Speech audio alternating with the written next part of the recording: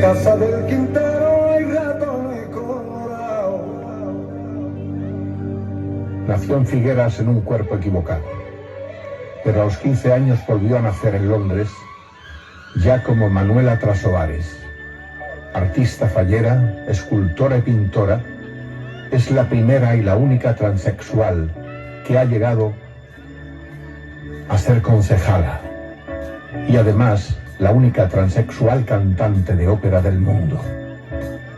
Se siente mujer desde que tiene uso de razón. Provocadora y guerrillera. Está más cerca del Che Guevara que de Gandhi. Está casada con un hombre maravilloso que le adora. Es una diva y una líder. Manuela Trasobares.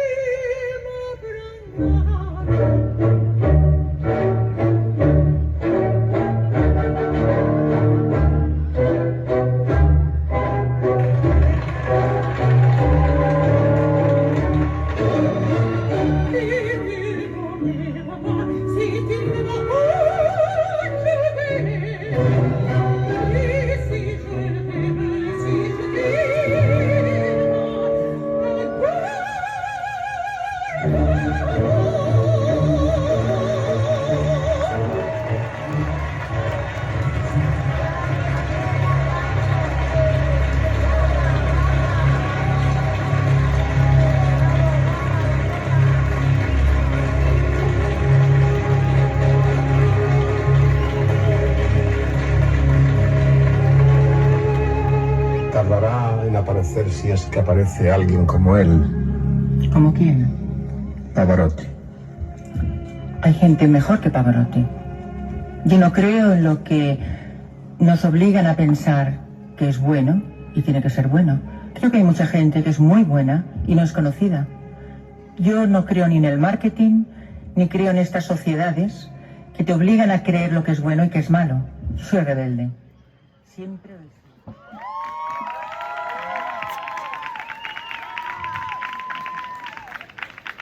Bueno, Manuela, fantàstica aquesta actuació, aquest fragment de Carmen de Bizet. Sí, molt bé.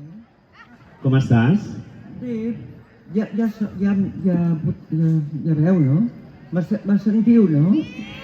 Gràcies. Sentim perfectament, guapa. Espera, que me posaré... Saps què passa? Que jo soc esquerrana, en tots els sentits. Ai, és que ens hem posat aquí jo...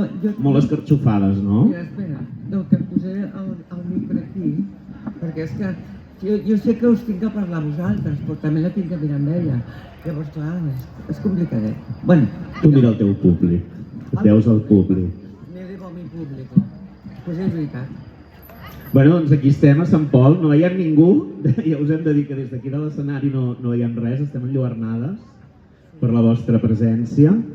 Bé, jo sóc l'Anna Love, ja em coneixeu, algunes més que altres, però jo avui no sóc l'estrella.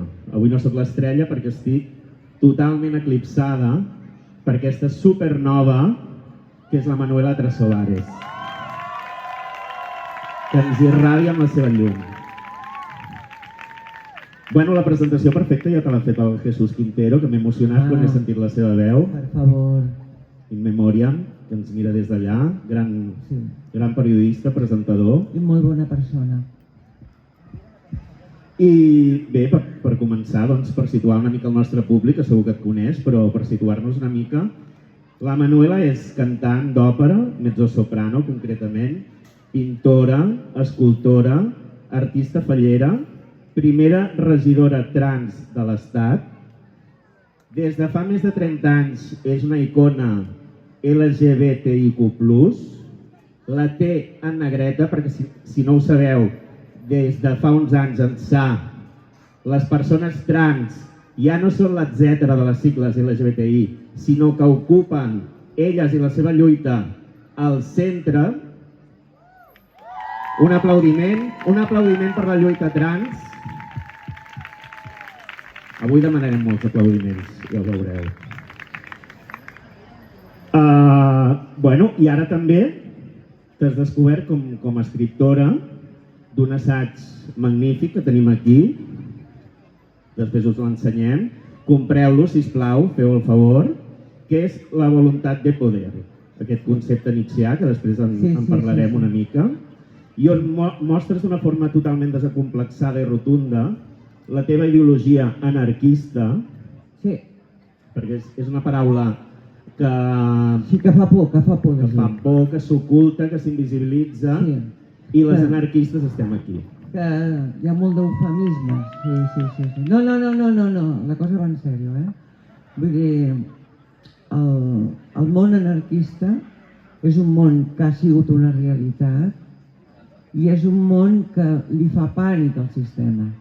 Perquè, clar, no existeix els diners, no hi ha manera de psicotitzar la gent per tornar-la neuròtica i consumidora.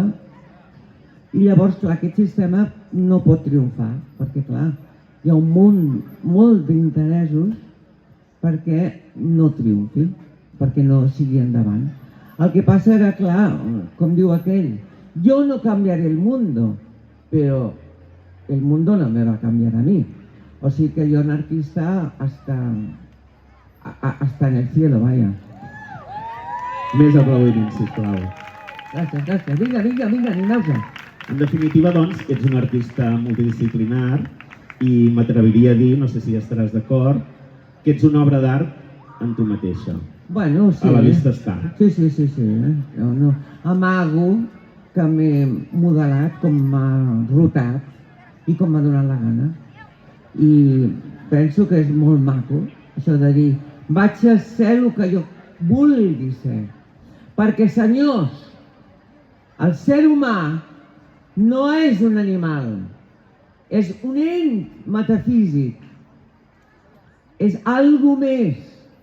I tots aquells que diuen que el ser home o ser dona o ser el que te surti del ego, pues som animals. No, és un sentiment. El ser, existir, és un sentiment. Perquè quina és la realitat? I ara parlaré de lo que és molt important per entendre-me. Jo tinc que portar alguna cosa diferent aquí a Sant Pol. Jo penso que tinc que dir el que penso de la vida, que pugui inspirar o no inspirar, però vaig a dir amb molta franquesa el que jo crec de l'existència, que pot servir d'inspiració per alguns, per altres no, però jo no pretenc agradar a tothom, m'és igual. Primer de tot me tinc que agradar jo mateixa i després faré la revolució, perquè la revolució comença amb un mateix i després se continua. Anem a veure per què jo he fet un llibre que se'n diu Voluntat de poder i per què no he fet la meva biografia, que a casi todos los maricones les gusta mucho más. No, jo he fet un llibre, un ensaig de filosofia i d'història. I després he dit, bueno, al que no le interesa ni la historia ni la filosofía, que pase al último capítulo, que hablaré un poquito de mi infancia. Y todos los maricones, ¡ay, qué bien! Sí, yo todo lo demás me lo he saltado. Pues bueno, pues peor para ti. Perquè un cert que no està informat no és res.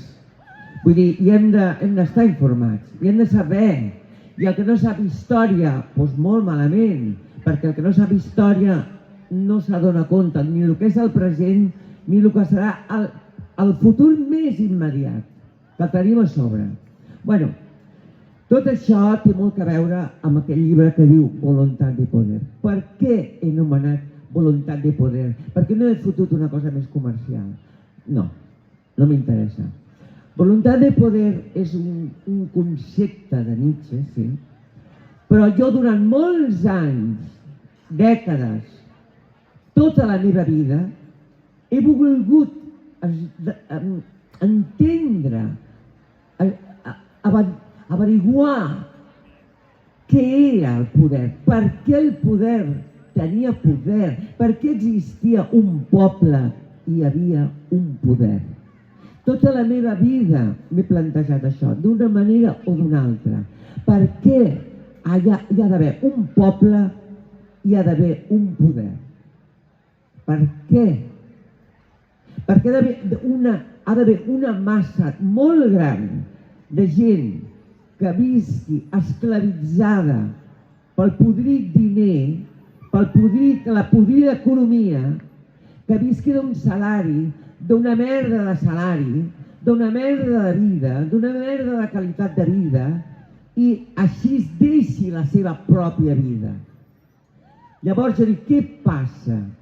Per què ha d'haver un poder que esclavitzi a la majoria de la població mundial? No ho entenc, perquè el poder aparentment són 4 gats. Bueno, jo no trobava explicació. Per què el poder tenia tant de poder?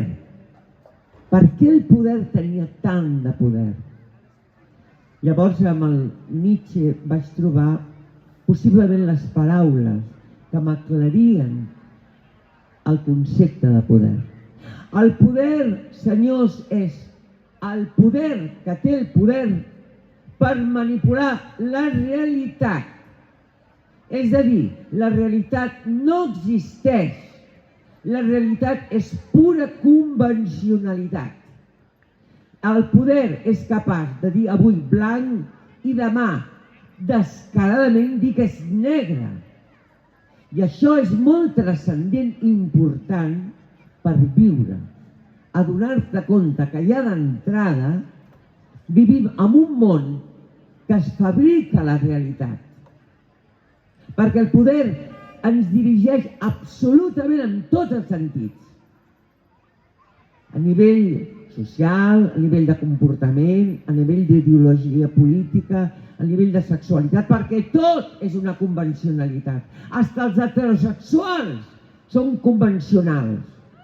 No existeix l'heterosexualitat, no! Existeix éssers que neixen i que després de néixer i sortir de la panxa de la mare, bueno, suposo, perquè també tinc les meves dubtes si sortim de la panxa de la mare, la veritat, perquè com m'ho plantejo tot, però bueno, partim de que sortim de la panxa de la mare i estem allà tan calentets i tan bé, i tan a gust, sense problemes, que no cal demanar menjar, que ja mamem, que no cal patir perquè ja tenim els carinyets de dintre d'aquell ventre tan calentonet i tan bé. I de cop i volta, pum, naixem i sortim en un món que tothom es contempla i tothom es mira i tothom es agafa i oi que maco, oi que bé, i sents uns crits, uns sorolls, et sents despullada, et despullat o despullada i et sents una merda perquè et veus un cert totalment sense força, adherit a les mans d'algú i tens por de caure i tens gana i tens fred. Perdó, jo sóc com el Schopenhauer que dic que ante la voluntat de vivir està la muerte, perquè considero que néixer, mira, penseu el que vulgueu, m'és igual, és una gran putada. Sincerament, crec que néixer és una gran putada. S'ha com el sistema, el poder, l'ha interessat fins a creure que la vida és una passada. i te fa creure que tens que tindre necessitats i per això tens que treballar. Perquè clar, te foten en el cap tot el dia un cotxe o te foten en el cap el que sigui i tu t'ho creus perquè el poder li interessa vendre allò i llavors què passa? Que caus amb la roda dentada ja des de que apareixes i que surts del ventre de ta mare, ja comences ja se te comença a fer una consciència sexual, una consciència política, una consciència conductual, uns ideals, uns valors, tot és fals. No hi ha valors, no hi ha res, tot és pura convencionalitat. Res de res. I ara que comentes això, Manuela, una mica és la idea del fatalisme. M'agradaria que expliquessis una mica la idea que recullen al llibre del fatalisme que anomenes tu, que és aquesta vida violenta que vivim la majoria de les persones, menys els rics, està clar, no? Parla'ns una mica del fatalisme. Los ricos también lloran, No. Això el que passa que al poder li interessa dir-te que si tens diners vius més feliç, estàs millor, i jo, escolta, de payos i payas i payes i el que vulguis tu dir-hi, tota la fèria d'abril, vull dir que tenen moltes penes i moltes misèries. El que passa que són tan hipòcrites els molts fills de sa mare que amaguen les seves misèries. Però de misèries possiblement en tenen moltes més que qualsevol altre que visqui al marge del propi sistema consumista. Què me deies, del fatalisme? Doncs sí. El fatalisme és una persona ben informada. Els que són així com una mica alalats i una mica... Oh, doncs, ai, que bé, ai, que maco, ai, vinga, ai, vinga, ai, la fraternitat mundial, apa, guapo, reacciona una mica, xiquet, mare de Déu, que vius a la lluna. No, no senyors, no. Anem a veure, nosaltres vam viure 13 segles d'etapa mitjaval, 13 segles de cristianisme, on es va fomentar la figura de l'home, on es va fomentar la figura de la dona. Encara ens queda aquells records de que el ser home i tindre una actitud viril és més bo i és millor que tindre una actitud femenil. No, encara ens queda reminiscències en el 2024, després de 2024 anys que va néixer aquell que no sabem si ni siquiera va néixer o va existir, perquè també me suena cuento chino tot això. Pues, què deia? Una mica hem parlat de tota aquesta part que dius que sí s'ha de llegir, que la gent no es quedi només amb la part biogràfica, però ara jo crec que em mataràs, Manuela, perquè a mi sí que m'ha interessat. Escolta, m'estàs traient de la conversació, jo no estava parlant d'això, Del fatalisme, de la idea del fatalisme. I què deia? Has explicat tota la idea del fatalisme, que vivim la majoria de persones en una vida violenta i que hem de prendre consciència. Sí, però hem de prendre què? Hem de prendre consciència i ens hem de rebotar contra el poder, diria jo. Què en penses tu? Però com? Com el Gandhi? Una mica com deies tu, no? Primer fent el canvi nosaltres mateixos, la força de la individualitat. Molt bé, molt bé. I a partir d'aquí ja pensarem en coses col·lectives, o no? Primer un. I després ja pots parlar amb un altre. I llavors, jo de fet, a mi el Durruti me fascinava, me fascina i me fascinarà. Vull dir, ell sempre deia que quan les masses no aportaven la idea, que tu tenies que agafar la iniciativa. A vegades les revolucions que se'ls ha estigmatitzat com grans processos socials, doncs no és veritat, s'ha idealitzat. Jo no considero que la Revolució Francesa va ser tot el que ens diuen. perquè d'entrada els il·lustrats, com el senyor Rousseau o el senyor Voltaire, el senyor Voltaire és el que es va inventar la idea de que l'edat mitjana era un desastre, perquè no era tampoc així, va ser un desastre pel cristianisme, però la gent era molt més màgica i més bruixa, era més alquimista, i la gent en realitat no vivia tan bruta i tan porca com ens ho diuen. Bueno, això va ser una invenció total del senyor Voltaire, un il·lustrat. Un altre il·lustrat, Rousseau, deia que l'home neix bo, que l'home és bo, però que és la societat, el poder, que el converteix en dolent. Bueno, jo tinc les meves dubtes, mira el que penso. Jo crec que nosaltres portem dins de nosaltres, per això no sé si nosaltres en realitat sortim de la panxa d'una mare, no ho sé.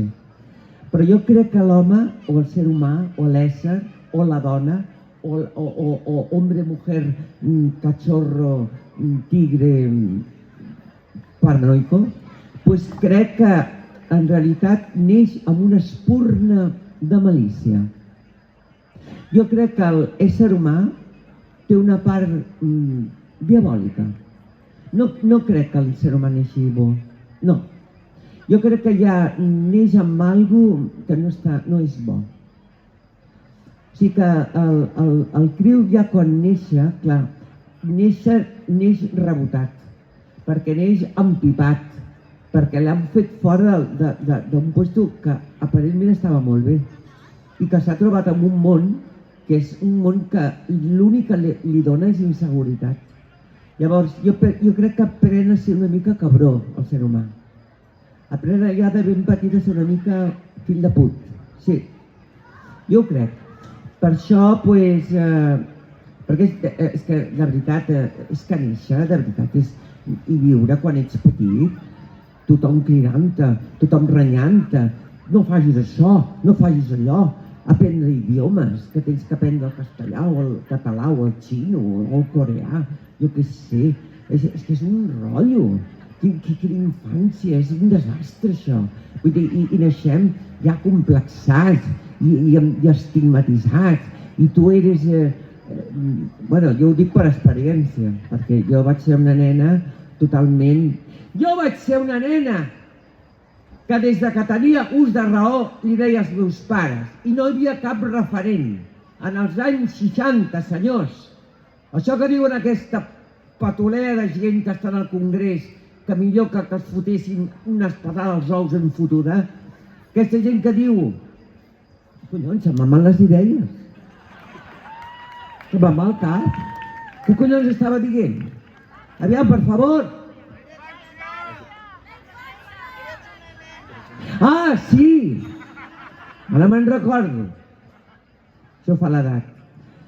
Més natural.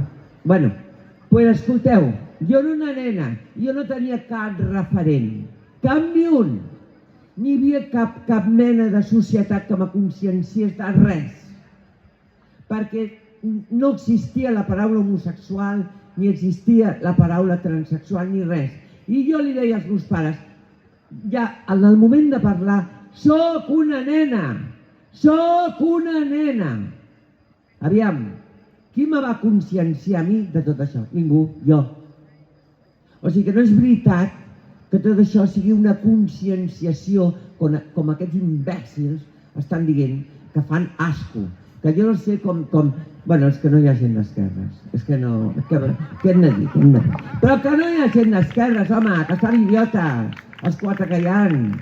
Que l'únic que saben fer és barallar-se entre ells. Aviam qui la tira més larga. Tu, si és que fan asco. I mentrestant aquesta gentussa està pujant i acabarem com el 36. Acabarem igual. Jo no acabaré igual perquè jo agafaré i m'aniré a la Patagònia, o sigui, us ho tinc claríssim. Jo no em quedaré aquí a aguantar a tota aquesta merda que hi ha penjada, que no es mereix cap respecte, i com deia el Durruti, con el enemigo fascista no se discute, se combate. Collons! Hòstia! Vosaltres, que sou joves, que trempeu, que teniu la figa que se us obre com una coliflor. Cago en Déu, reaccioneu! Reaccioneu d'una puta vegada! Ara mateix! Vinga tots a dir-ho! Ara mateix! Me cago en Déu! Home ja, que collons, aquí tant de pamplina, que en seguida ens acollonem si ve aquests els monstruosos aquests que van amb les pistoles i amb tota la merda queixa. Tu t'imaginaries amb un Kalashnikov allà tirant bales de goma, però és que també ens acollonim en seguida, collons. Ens tira una balla de goma, i estem malalts. No, home, no! Hem de rebre hòsties de veritat, com rebien els anarquistes als anys 30, als anys 20, que els fotien pom en el crani, però sortien, me cago en la mare que em va parir, de les comissaries i de les presons i en continuaven lluitant. I no hi havia ningú que els hi torcés el seu camí. Això eren héroes, això eren gent bregada. I així s'ha de ser. Ben collonut i amb ovaris i amb tot el que faci falta. Però pensar que la revolució no és fàcil, és molt difícil, perquè has de renunciar totalment al teu jo. I si s'ha de morir, se mora. I si es viu, es viu. Però s'ha d'anar a la lluita, amb el pit descobert, com una barraca. Aviam, digue'm. Ara, Manuel, em mataràs perquè abans has dit que... Aviam, per què? Perquè abans has dit que a la típica marica li interessa només la part biogràfica i a mi m'ha interessat molt la part biogràfica, soc la típica marica. Tu ets la típica marica? Soc la típica marica. Què dius ara? També m'ha agradat molt la part filosòfica i històrica. Però jo no crec que siguis la típica marica. Amb això que has dit que ens interessa la part biogràfica, sí. Ai, bueno, però escolta... Amb altres coses, però no. anem a veure, a tu t'agrada la biografia de la Belén Esteban? No, en absolut. Pues, home, però la teva sí. Que m'interessi la vida del Manuel Trasobares, pues és molt revolucionari, collons. Doncs ja està, aquí estem. Per favor. I mira, ara que... Pues entonces no eres una vulgar marica. Bueno, doncs soc una marica rara. Bueno, millor. És que ser raro és Ser raro és el millor. Ser raro és el més maco del món. I ser anormal, millor. Clar que sí, home, vinga, tots anormals. No sigueu normals. No! Prohibit! Aquí prohibeixo. S'ha de ser esperpèntic, s'ha de ser clown, s'ha de ser pallassa, pallasso, cochina, marrana, puta! Sí! Un aplaudiment per les putes. Claro que sí. Por todas las putas. Doncs ara que parlàvem d'això, de la part biogràfica, jo volia posar en valor, més que parlar de totes les adversitats que vas patir, que això ja ho podeu trobar al llibre i en altres entrevistes, jo volia posar en valor els teus salvavides, els teus puntals. Perdona, escolta una cosa, carinyo meu, marica normal. Te voy a decir una cosa. Hemos de hablar del Dia de la Mama i del Papa. Sí, això ve després. Perquè ja estic hasta la figa de sempre estar parlant de les mateixes coses. Per això m'agrada avui entusiasmar-me amb gent així bregada, i amb gent amb collons, i amb ovaris, i amb xotxo, i que té ganes de lluitar. I per això m'esplaio d'aquesta manera, perquè em sento molt feliç. Perquè jo sóc així. Me sento molt feliç! Sí! Doncs va, parlem de la mama directament i després ja anem als puntals aquests. Sí. De marica típica que deia. Sí. No te sentis mal, carinyet meu. No. Carinyo. Parlem d'això de la mama, que la gent no sap què estem parlant. Però ara ho explico. I ara vull explicar una mica, perquè jo parlaré poquet, jo vull que parlis tu. Et diré una data, a veure si la recordes, que és el 7 de novembre de 2010. Per si no ho sabeu, aquell dia a Barcelona ens va visitar un personatge que us podeu exclamar quan l'anomeni, que és el Papa de Roma, Benet XVI. tenia aquest nom, per una part tenia aquest nom tan maco, tan dòcil, Benet XVI, però el seu nom real allà ja es veia que era un ésser malèfic, perquè es deia Ratzinger. Una persona nefasta, masclista, homòfoba, transfòbica, el pitjor de lo pitjor. Bé, doncs aquell dia a Barcelona les mariques típiques i no típiques, les lesbianes, les trans, les feministes van dir hem de fer alguna cosa. O sigui, no pot ser que aquest personatge vingui aquí a Barcelona i campi a sus anxes. I llavors van dir, què podem fer? Si nosaltres fem un show, farem el ridícul, no vindrà ningú. Hem de portar algú que alci les masses, que vingui gent, que sigui una cosa potent i meravellosa. I van pensar, qui millor que la Manuela Trasobares. I allà va ser on jo em vaig enamorar d'aquesta persona. O sigui, com a tothom, la Manuela ens va entrar per un vídeo de Canal 9, que avui no en parlarem, perquè pobra ja està farta de parlar d'això, però jo on verdaderament em vaig enamorar d'aquesta persona va ser el 2010, quan la vam trucar, aquests col·lectius, pobrets de nosaltres, que no sabíem ni què fer, i li vam dir, Manuela, sisplau, ens pots ajudar a fer un acte potent a Barcelona per dir que no t'esperem, papa de Roma? I ella ens va dir que sí de seguida, va venir, es va implicar des del primer moment, va voler saber com estàvem organitzades, què volíem fer, i va tenir la brillant idea d'erigir-se com la mama. Vosaltres voleu el papa? Doncs nosaltres rebrem la mama, i a la mama sí que l'esperem. I llavors vam fer la rebuda de la mama. Ens vam posar fins on vam poder arribar del Passeig de Gràcia, fins al cordó policial de tota aquella merda de Mossos d'Esquadra que hi havia allà, armats fins a les dents, podeu xiular també a la policia. Una altra eina tonta del sistema, i allà estàvem amb la mama. La mama ens va fer un discurs, un míting, una arenga política potentíssima, que els mitjans, ara ho explicarà ella, que els mitjans de comunicació van fer veure que no havia existit, van treure la protesta però no van treure en cap moment la Manuela, que va ser la part central i meravellosa de l'acte, ara ho explicarà ella. Va ser una cosa que, anem a veure, estàvem al centre de Barcelona, vull dir, en un escenari més o menys com aquest, i bé, jo vaig fer un discurs molt incendiari, molt anarquista, recordant la Barcelona heroica que va triomfar en la guerra civil en els primers moments, on són atacats pels militars, i Catalunya anarquista, la CNT i la FAI, amb el García Oliver, amb la Federica Montseny, amb en Durruti, amb el Descasso. Aquesta gent, gràcies a aquesta gent, van guanyar, com va dir el García Oliver, per primera vegada l'exèrcit i es van fer els amos de Catalunya. Això és algo que s'ha ningunejat. Es va ningunejar durant la podrida merda de franquisme que vam viure i s'ha ningunejat a la transició. És que se segueix ningunejant. I la guerra civil no va ser una guerra civil, va ser una revolució social. I van ser els anarquistes els que van aixecar de veritat el poble i el que els va donar les eines de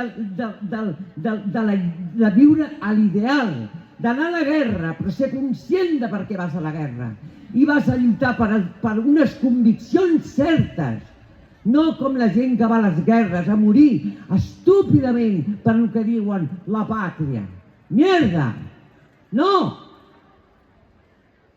Nosaltres, els anarquistes, som individuals i lluitem per ideals nostres. I tots som iguals. I no hi havia jerarquies. I anaven al front d'Aragó amb la columna del Ruti, convençuts.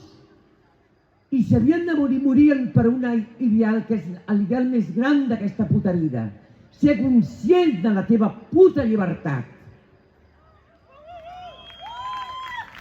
I precisament, en aquells moments tan importants, jo vaig dir-ho, que jo tenia melangia d'aquella gent. On estava aquella gent? On estava aquell veritable esperit de canvi? No existeix. O estem acollonits.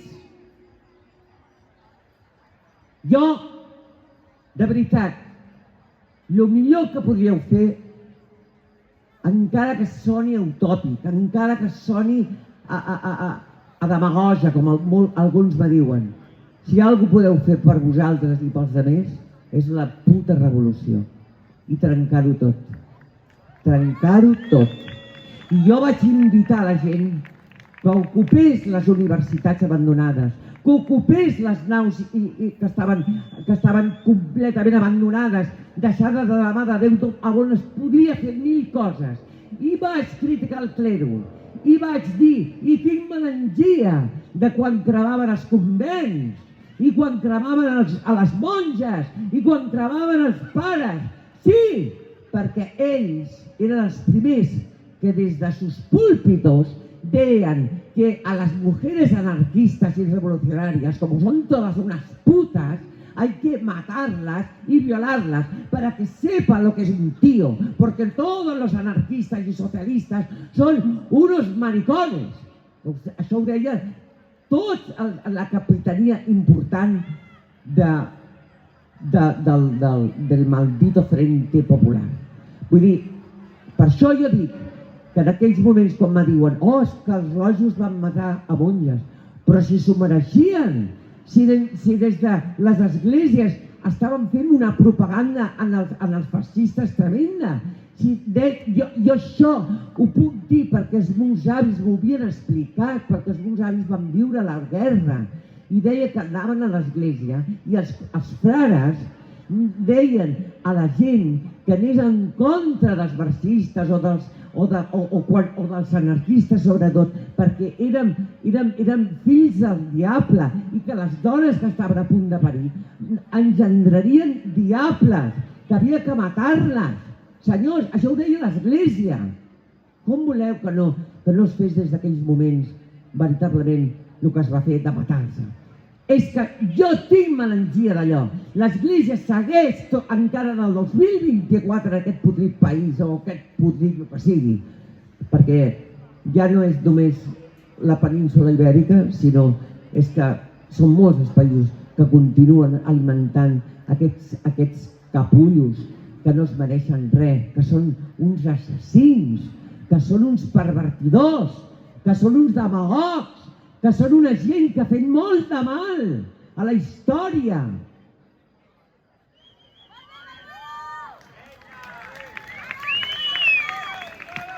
I jo sí, jo de veritat, jo crec molt en l'experiència personal. I jo, gràcies a Déu, vaig conèixer els meus avis que van estar a la guerra. I jo els hi preguntava moltíssim i m'encantava tot el que m'explicaven. I me'n recordo que les meves àvies a mi m'havien explicat les bestieses que havien fet els fascistes a Aragó. Que moltes dones les castraven, les treien els pits, les tallaven les tetes, les violaven, se les follaven, les mataven. I això m'ho havia dit els meus avis, que ho havien viscut. A mi no m'ho ha explicat cap llibre. I després m'he donat compte i ho he corroborat, com el que va passar a Badajoz, la matança de Badajoz, que això ho ha negat tothom, que diu que és una llegenda urbana. No! És veritat!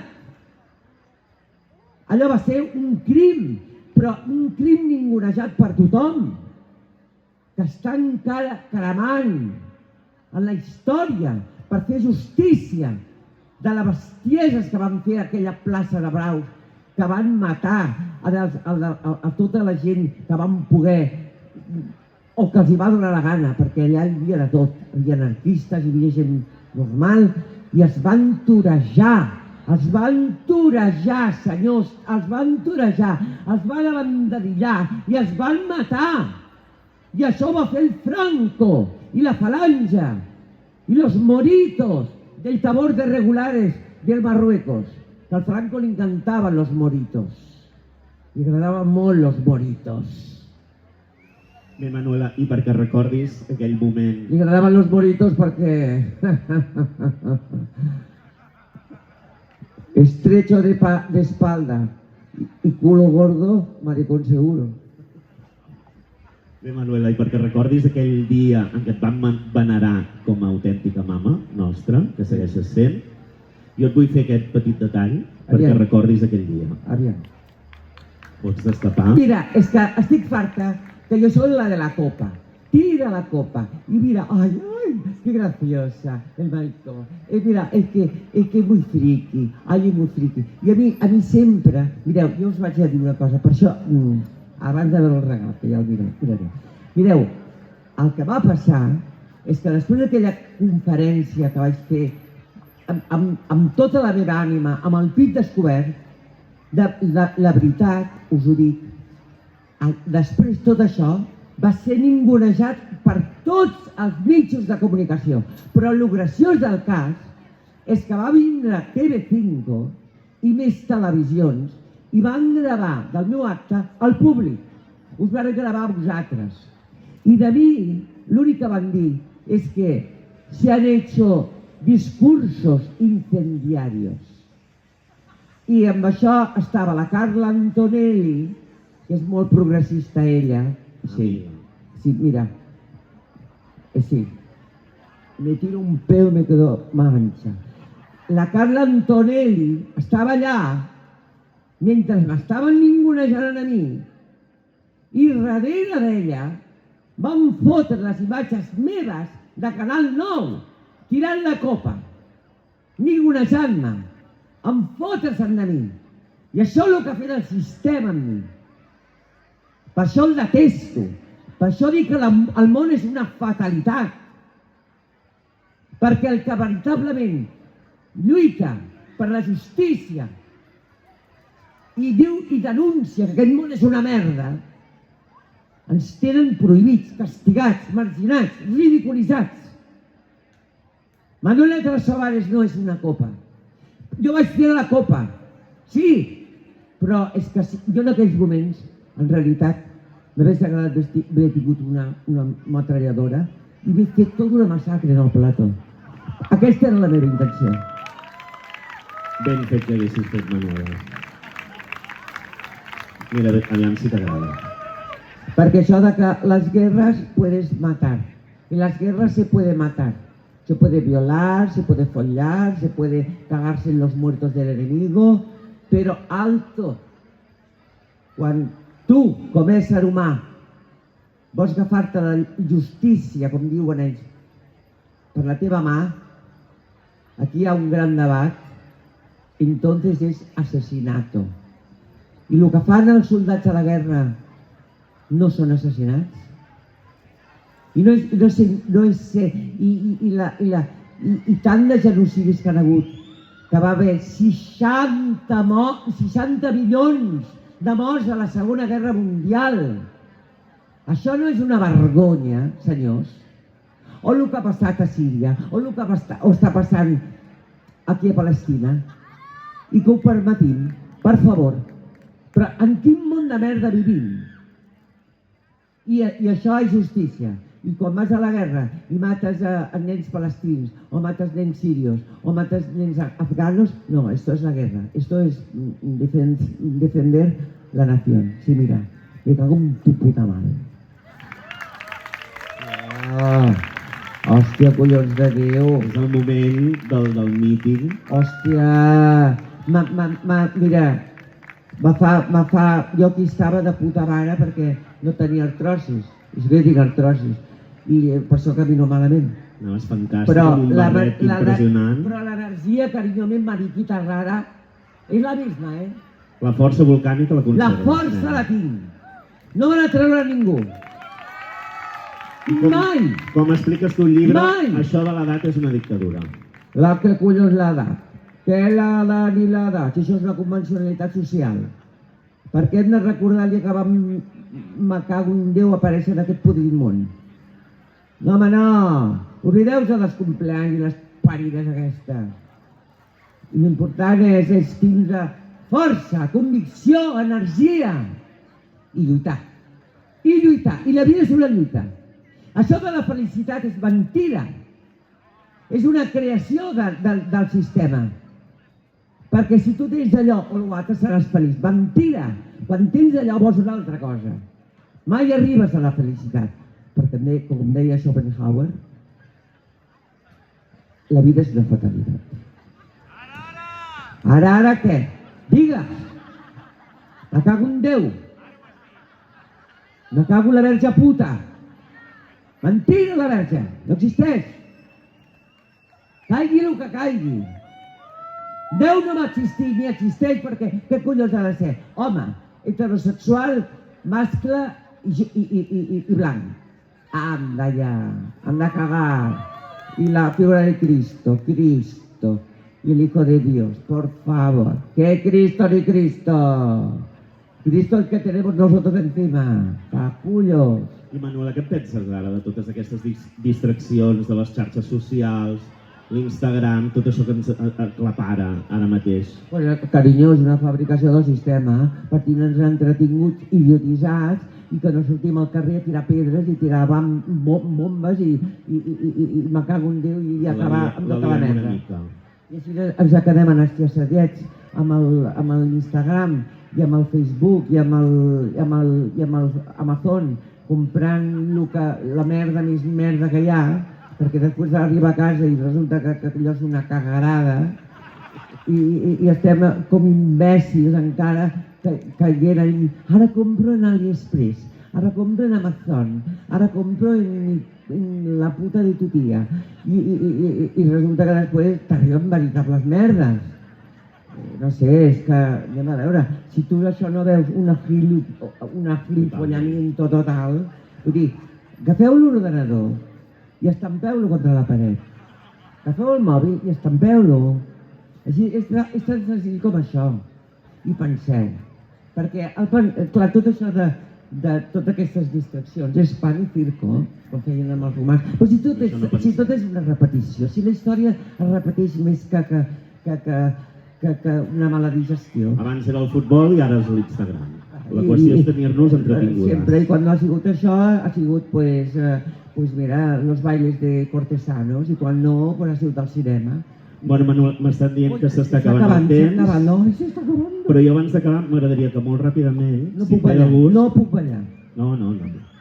M'expliquessis una cosa que li vas explicar a la meva amiga Itziar Arziga, que em fa molta enveja, perquè ella et va poder preguntar sobre això. Les dues són dos guarres, com Déu mana. I tant, així, molt bé. I a més així connectem una mica... Són més cotxines, i a mi el que m'va agradar amb la Itziar, me diu, nena, ¿sabes lo que soy yo? Digo, ¿qué, cariño? Dice, una señora borracha. Digo, ay, qué bien te ha quedado, nena. Una señora borracha, tú. Una señora borracha. Ai, com es patarro, nen. Doncs per acabar parlant de la teva vessant artística... M'aperfileu el xotxo? Mira com aixeco la cama, tu. Aquesta és la dolenta, Aquesta és la cama fotuda. Però el que passa és que el monitor aquest no us deixarà veure l'altre. A que estic bona? Mira, jo des d'aquí sí que el veig, és espectacular. Venga, decídmelo, que estoy muy buena. Va. Doncs si et ve de gust, per acabar, i així connectem una mica amb la teva vessant artística, si ens vols explicar aquella anècdota en què et vas iniciar en l'art conceptual, en un club privat on es reunia tota la jet set catalana... Que puta que ets. Això no... És que a mi això em va encantar.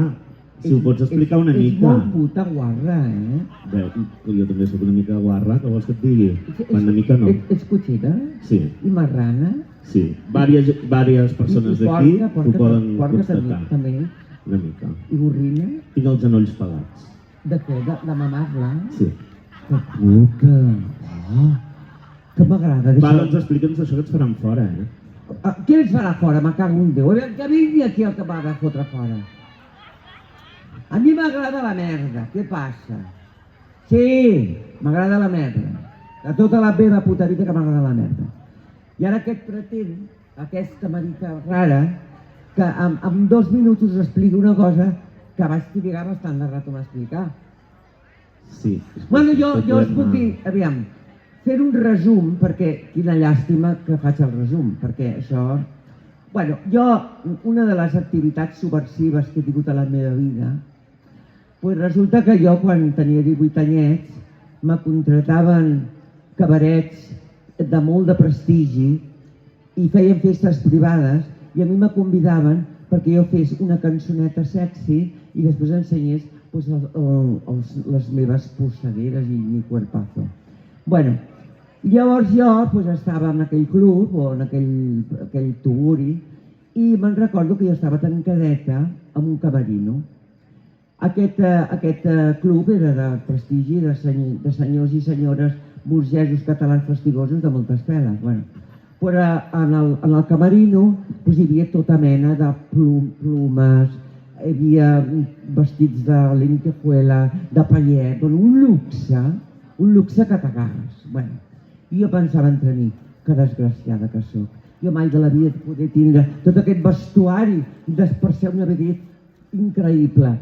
Y yo, pues bueno, yo le preguntaba a la dirección, oiga, ¿cuándo saldré? Espérate que se llene más de gente el cabaret. Y bueno, pues dame un whiskycito. Pum, me fotia el whiskycito.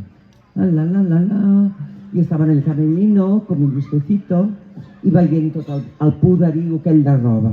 I cada vegada me cagava més en tot. Dic, hòstia puta, jo no tinc tot això. Quan ho podré jo tindre, això?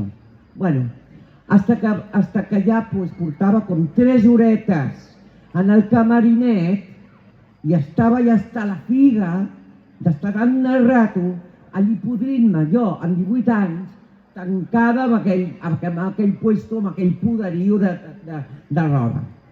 I en aquells moments me vaig recordar que jo sóc de l'Empordà. Cabrons! I vaig dir, me cago en la mare que em va parir, que a mi m'ha ajudat a aprendre a dibuixar l'insigne Salvador Dalí. I jo tinc d'estar aquí tancada com un imbècil, contemplant tot això. I en aquells moments, senyors, va començar la catarsis de Manuela Trasobares. I vaig començar, em vaig baixar les meves santes bragues, me vaig posar en una bona col·locació d'aperiturisme total i vaig començar.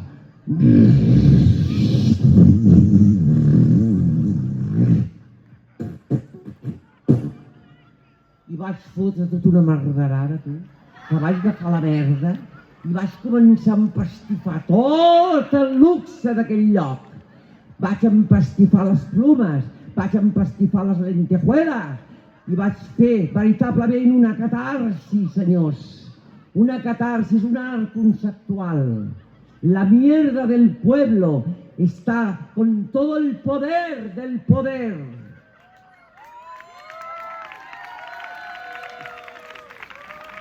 I ara que parlem d'art... Espérate, pero yo no soy tonta. Salté la ventana y me largué. Ya no aparecí más por Barcelona. Hi ha una sorpresa final, Manuela, ara que estem parlant d'art. El Lluís, que és un artista fantàstic. El teu llibre m'ha salvat molt perquè, mira, ara a mi, jo vivia en un local i m'ha encardat fora, vivia i feia classes de dibuix. I he viscut una situació on m'ha encardat fora, no tinc res, i el teu llibre m'ha inspirat molt.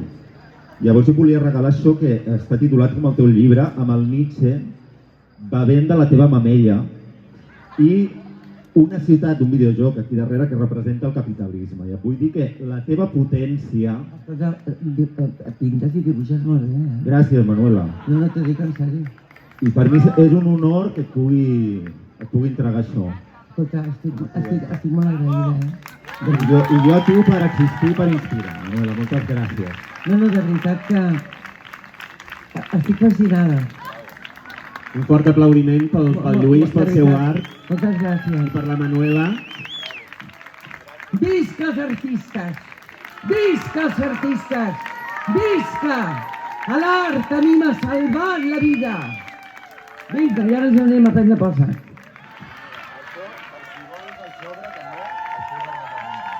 Gràcies, Manuela, i visca Catalunya anarquista! Visca l'Empordà, que fa cagar.